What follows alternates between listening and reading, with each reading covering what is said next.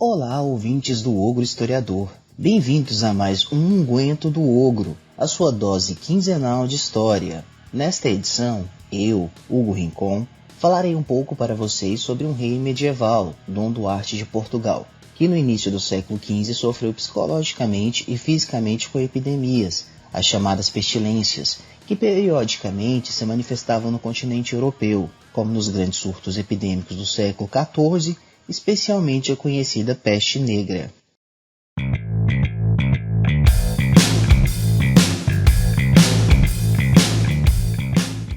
No início do século passado, Marc Bloch e seus colegas da Revista dos Análises, escola historiográfica francesa, revolucionaram o pensamento histórico com a teoria que afirmava que a história é produzida a partir do presente, ou seja, as problemas formuladas pelo historiador são resultados das questões vivenciadas por ele no presente. Considerando que estamos vivendo uma crise muito grande envolvendo a pandemia do Covid-19, que praticamente paralisou o planeta inteiro, é impossível não relacionar com as crises epidemiológicas do passado, principalmente as pestes da Idade Média.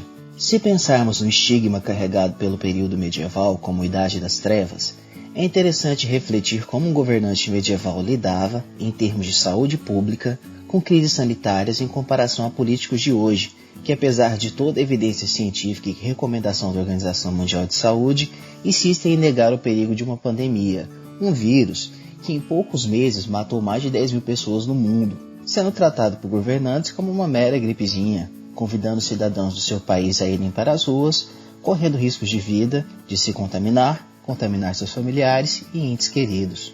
Mas enfim, vamos ao nosso objeto de análise. Quem foi Dom Duarte? Dom Duarte foi o segundo rei da dinastia de Avís em Portugal.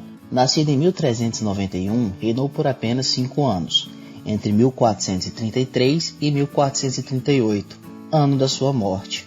Porém, Dom Duarte dividiu as responsabilidades administrativas do reino com o pai, Dom João I, desde pelo menos 1415, após a conquista de Ceuta no norte da África. Conhecido pelos codinomes o Rei Filósofo ou o Eloquente, Dom Duarte era um monarca erudito. Muitos historiadores o consideram como um dos principais representantes do humanismo português, sendo autor de livros de normas e condutas sociais. Entre eles, citamos o Leal Conselheiro e o livro de ensinança de bem cavalgar toda sela. Por meio dos seus próprios registros, sabemos que Dom Duarte tinha medo da peste.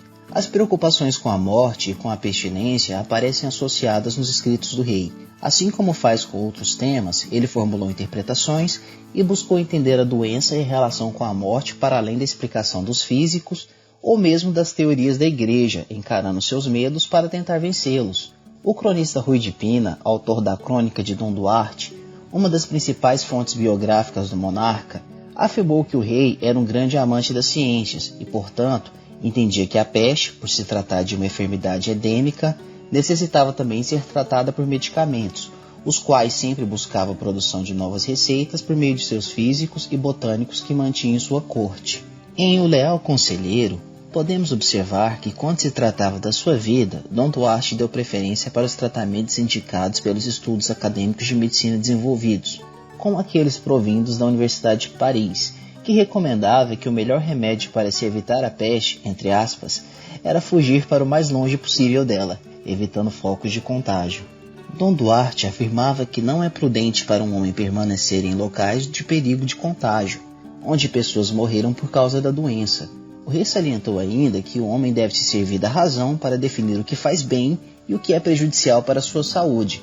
Assim, recomendava aos súditos, no seu livro dos Conselhos do Rei Dom Duarte, obra em que indicava diversos medicamentos para o corpo e a alma, envolvendo também receitas para combater a pestilência, desenvolvidos pelos físicos da sua corte.